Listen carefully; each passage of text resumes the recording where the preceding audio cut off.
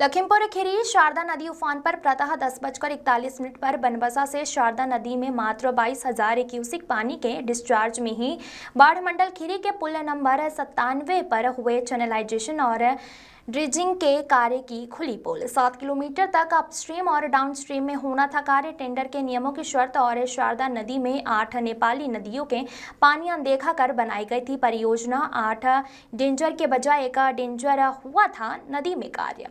बारिश के पहले ही पानी में परियोजना के जमींदोज होने की आशंका। बाढ़ मंडल के तथाकथित डेंजर सोपीश बने किनारे पर खड़े कागजों में 1 जुलाई तक ऑन ड्यूटी पर आखिर पेमेंट भी निकालना है।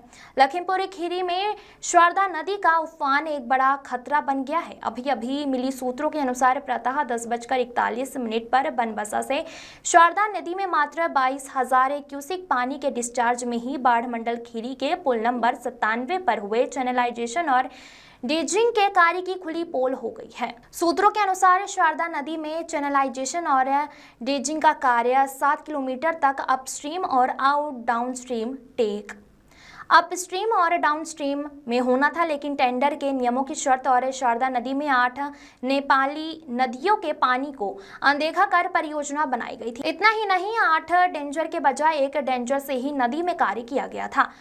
आरोप यह है कि परियोजना के निर्माण में बड़ी लापरवाही बरती गई है, जिससे बारिश के पहले ही पानी में परियोजना के जमींदोज होने की आशंका है।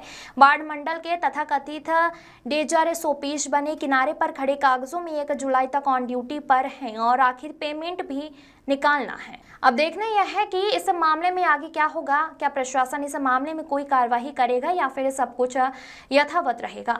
ग्रामीणों को उम्मीद है कि उनकी समस्या का समाधान होगा और उन्हें सुरक्षित रखा जाएगा।